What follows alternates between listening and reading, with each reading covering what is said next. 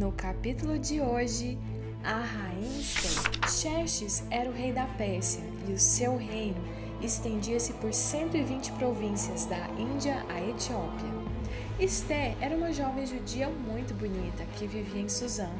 Ela foi criada por Mordecai, um membro de sua família que a adotou como filha após a morte de seus pais.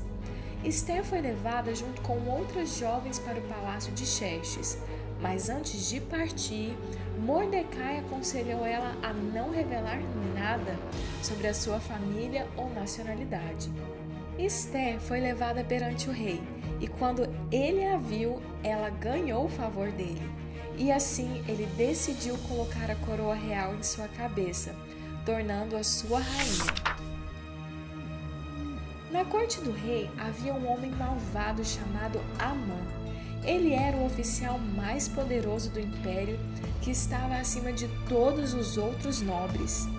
E por isso todos se curvavam diante dele, menos Mordecai. Amã, sabendo disso, tentou destruir a Mordecai e acabar com todo o povo judeu. O plano de Amã era convencer o rei a criar uma lei para, dentro de um ano, destruir o povo judeu completamente. Amã tinha a confiança do rei e seu plano funcionou perfeitamente. A lei foi distribuída por todo o reino e assim os judeus seriam destruídos dentro de um ano. Quando Mordecai ficou sabendo, ele e todo o povo judeu se vestiram de luto e choraram amargamente. Depois, Mordecai chegou aos portões do palácio e todos os viram cheios de cinzas, com roupas de panos de saco e lágrimas nos olhos. A situação de Mordecai chegou aos ouvidos de Esther e ela enviou seus servos para saber o que estava acontecendo com seu querido tio. Mordecai mandou uma mensagem à rainha informando de tudo o que estava acontecendo e aproveitou para pedir-lhe que defendesse o seu povo diante do rei. Esther ficou em uma situação difícil. Ela queria ajudar o seu povo, mas sabia que isso era um risco muito grande, pois ninguém ia diante do rei sem convite, e ela poderia perder a vida se o rei não aceitasse o seu pedido.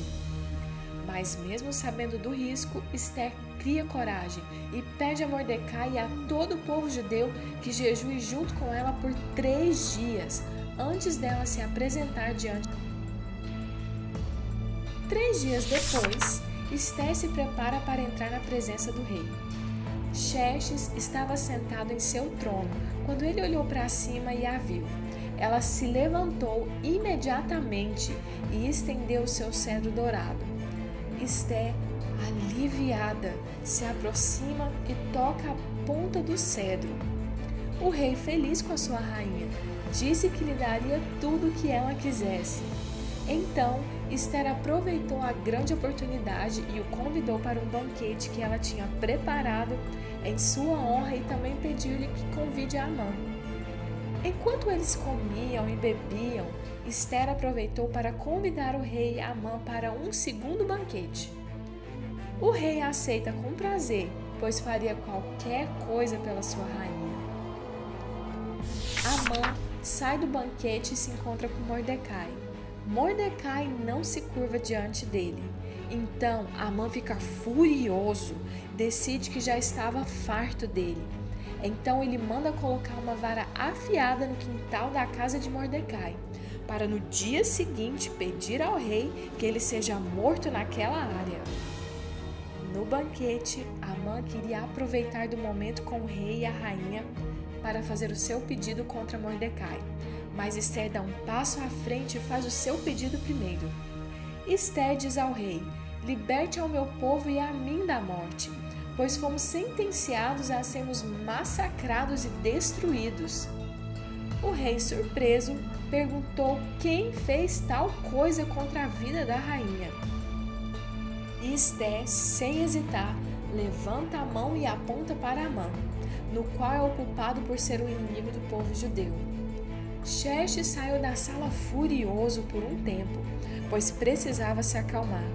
Amã, desesperado, aproveitou a oportunidade e clamou a Esther para ajudá-la a salvar a sua vida.